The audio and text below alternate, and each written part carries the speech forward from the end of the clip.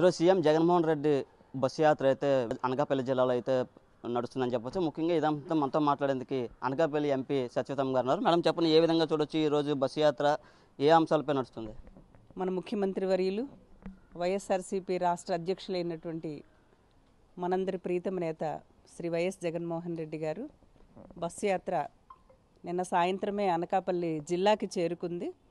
Payakaraopeta why జంక్షన్లో శ్రేణులంతా కూడా పెద్ద ఎత్తున ఆయనకు ఆహ్వానం పలికి మరి నిన్న ఆహ్వానం పలకడానికి అందరూ కూడా నాయకులు, ప్రజలు, మహిళలు, యువత అందరూ కూడా మరి రిసీవ్ చేసుకోవడం జరిగింది. ఈరోజు ఉదయం 9 గంటలకి మరి గొడిచెర్ల అక్కడి నుంచి ఎక్కడైతే రాత్రి బస చేశారో అక్కడి నుంచి మరి బస్సు యాత్ర ప్రారంభమవుతుంది.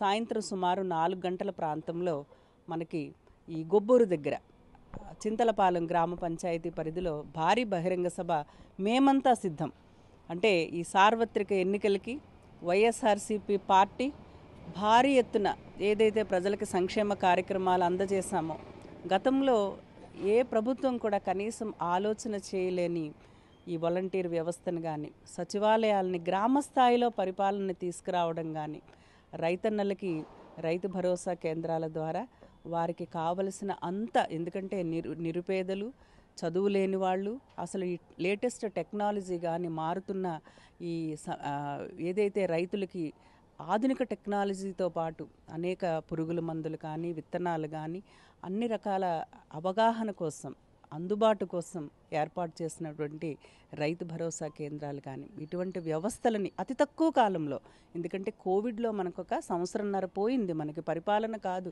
అసలు ప్రజల ప్రాణాలే ఎట్లా ఉంటాయో అన్న అయోమయ స్థితి ఉన్నా కూడా ఇంతటి సంక్షేమం మరి వైఎస్ఆర్సీపీ ప్రభుత్వం అందచేసింది.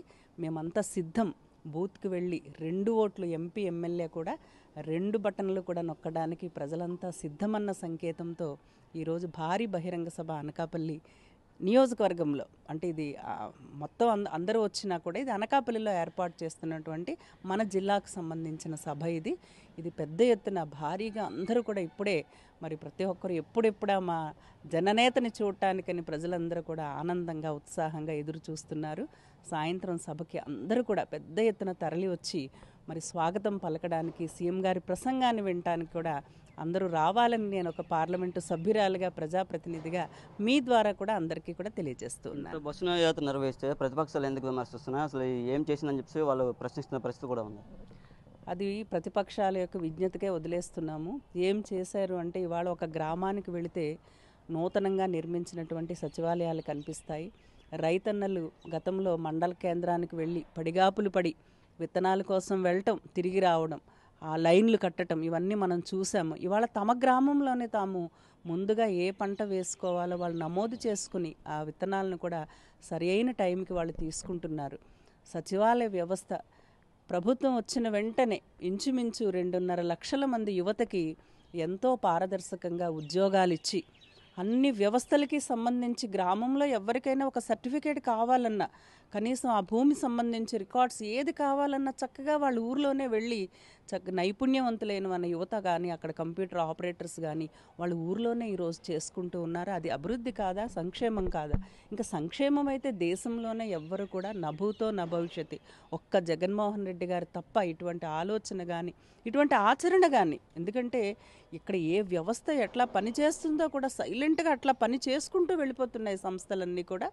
వీళ్ళు ప్రజల్ని పక్కదోవ పట్టించడానికి, తమ ఉనికిని కాపాడుకోవడం కోసం మాత్రమే అలా అంటున్నాయి తప్ప ఎక్కడికి వెళ్ళినా కూడా పరిపాలన అంతా కూడా దేశం మెచ్చుకునే స్థాయిలో ఇవాళ ఆంధ్ర రాష్ట్రంలో అమలవుతుంది.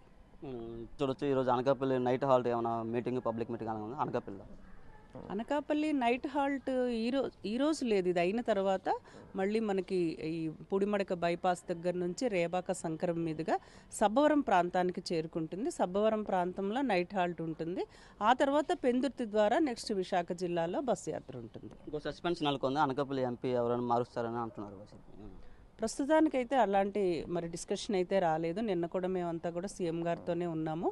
మరి మా వరకు అయితే అటువంటి ఊహాగానాలు అయితే లేవు. బస్సు యాత్ర రెస్పాన్స్ ఎలా ఉంది ప్రజల నుంచి? అపూర్వ స్పందన మీరు అందరూ చూస్తూ ఉన్నారు. అసలు ప్రజలందరూ కూడా ఇసుక వేస్తే రాలనంత అనేది మనం వింటూ ఉంటాం, కానీ మనం చూస్తూ ఉన్నాం ఈరోజు. అశేష స్పందన, అపూర్వ స్పందన. ప్రజలంతా కూడా ఏదైతే నవరత్నాల ద్వారా బెనిఫిట్ అందుకున్నారో ప్రతి ఒక్కరూ కూడా అవ్వాతాతలు కానీ, యువత కానీ, మహిళలు కానీ స్వచ్ఛందంగా అసలు మనం ఆ ఉత్సాహం చూస్తూ ఉంటే ఇప్పటికే ఎలక్షన్ వన్ సైడ్ అయిందని ప్రతి ఒక్కరు కూడా అనుకుంటున్నారు. వైనాట్ 175 అన్న మాట నిజమవుతుందని చెప్పి ప్రతి ఒక్కరు కూడా మే 13వ తారీఖున మరి ఆ ఎలక్షన్ కోసము, జూన్ 4వ తారీఖు రిజల్ట్ కోసం మేము అందరం కూడా ఎదురు చూస్తున్నాము. ఇప్పటికే రిజల్ట్ అయితే ఆల్రెడీ మ్యాండేట్ ప్రజలు ఇచ్చారు వైసీపీ ప్రభుత్వానికి అని చెప్పి మేమంతా చాలా నమ్మకంగా సిద్ధంగా ఉన్నాము.